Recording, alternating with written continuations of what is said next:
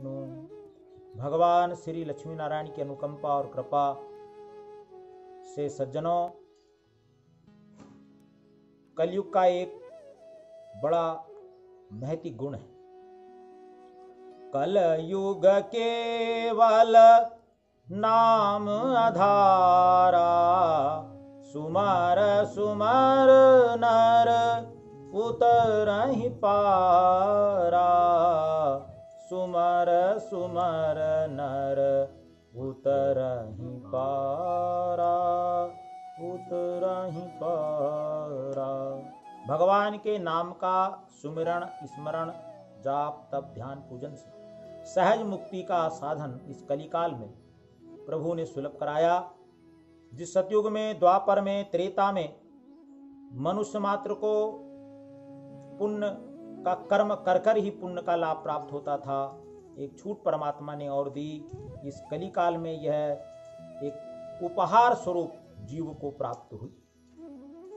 मनुष्य को यह उपहार परमात्मा ने दिया कि इस कलिकाल में तुम्हें मानसिक पाप नहीं लगेंगे। एक तो कलिकाल में मनुष्य की आयु कम हो गई, नाना प्रकार के ग्रह कार्यों में जीवन का अधिक समय व्यतीत होने लगा, और यदि ऐसे समय में अन्य 3 युगों की तरह मानसिक पाप का बोझ भी मनुष्य को होता तो वह कभी परमात्मा की भक्ति को प्राप्त नहीं कर सकता, मनुष्यता को प्राप्त नहीं कर सकता, मनुष्य योनि की सार्थकता को प्राप्त नहीं हो पाता।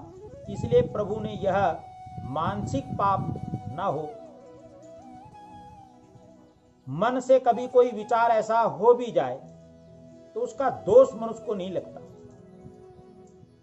यह छूट कलिकाल के अंदर में और दी है।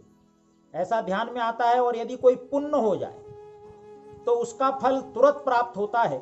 आप घर में बैठ के विचार कर लें कि मुझे सत्यनारायण की कथा करवानी है, तो सत्यनारायण की कथा का फल आपको प्राप्त हो।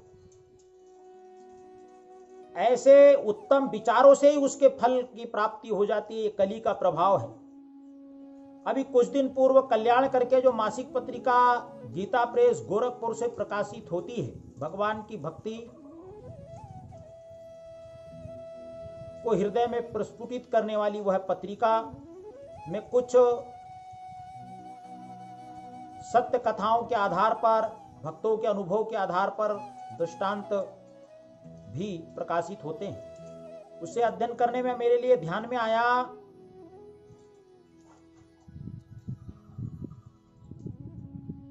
एक कथा प्रकाशित उस कल्याण के अंदर में उन्होंने की थी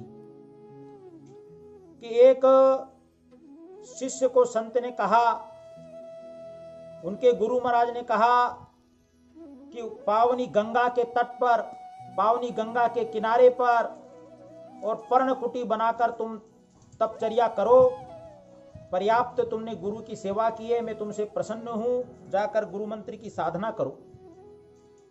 अपने गुरु का वचन मानकर उस समय कोई संसाधन भी इतने ना होते थे परिवहन के, पद यात्रा करना प्रारंभ की। महाराज कहां पर है गंगा? बहुत दूर, और उत्तराखंड में जाकर के गंगा का तट तुम्हें मिलेगा। ऐसे अपने गुरु का वचन मान करके वो निकल पड़ा। मन में ऐसा प्रतीत हुआ कि मैं काफी चल चुका हूं, काफी दिनों से चल रहा हूं। एक नदी उसको दिखाई दी और काफी सरल, वो संत युवा संत थे, उन्होंने सोचा ये गंगा है और गंगा मान करके वहां पर बैठकर तपस्या करने लगे। पिछले 2-3 साल व्यतीत हो गए। किसी भक्तों ने चर्चा में बताया कि महाराज ये गंगा नहीं है, ये तो हमारे गांव की ऐसी नदी है। बोले अच्छा, तो फिर गंगा कहाँ है? बोले गंगा तो अभी बहुत दूर है। अब किलोमीटर का भी उनको ज्ञान नहीं, दूर का भी ज्ञान नहीं। चलना प्रारंभ किया कमंडल लेकर, मन में विचार आया, बहुत दूर चल लिया, कोई नदी मिली, उस नदी के किनारे 3 साल पर्णकुटी बनाकर रहे, वापस पता लगा ये गंगा नहीं है। अरे मुझे तो गंगा का आदेश हुआ है, गुरु महाराज ने कहा गंगा के किनारे तप करना है। बोले अच्छा, तो फिर गंगा जाइए, ये तो गंगा नहीं। अरे भाई, वापस गंगा के लिए निकल गए। ऐसे करते करते करते जीवन के अंतिम पड़ाव में जीवन की आयु सीमा व्यतीत हो गई। फिर एक नदी के किनारे तप करते पता लगा ये गंगा नहीं है। कमंडल उठाया, गंगा के लिए निकल पड़े, और जैसे ही सामने गंगा को देखा मन द्रवित हो गया। ध्यान में आया ये गंगा है, बहुत प्रसन्न हो गए। अपने गुरु चरणों का स्मरण किया, गुरु वाक्यों का स्मरण किया कि महाराज मैं पहुंच गया गंगा के तट, मैं यहां तप करूंगा। और जैसे ही गंगा में प्रवेश किया तुरंत जल समाधि हो गई, प्राण निकल गए, तपस्या का स्वप्न अधूरा रह गया।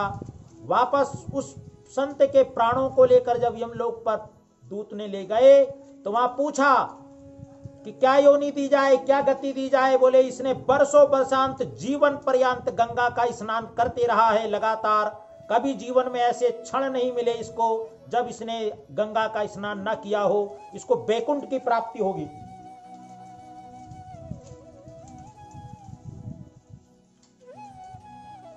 को बैकुंठ की प्राप्ति। तुम बैठे सुनो तो, तुम बैठे रहो, यादव है कई बार कुछ हरकत अपन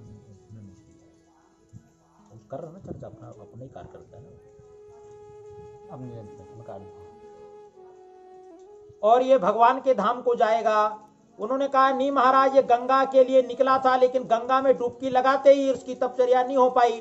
बोले नहीं, इसने गंगा मान करके जिस दिन से जिस नदी के किनारे तप प्रारंभ किया था उसी दिन से इसको गंगा स्नान का फल प्राप्त होने लगा था और इसने पूरे जीवन पर्यंत तपचर्या गंगा के तट पर ही की है। ऐसा ये कलिकाल का प्रभाव है। गुरु कृपा से, भगवान की कृपा से हम अच्छे संकल्पों को हृदय में लेते रहें, निश्चित परमात्मा उनकी पूर्ति करवाएगा, इसमें कोई संदेह नहीं।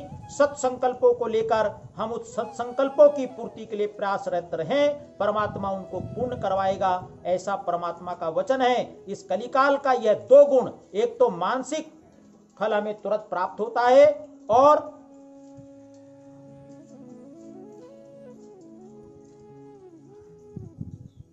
बोलो योगीराज श्री कृष्ण भगवान की जय।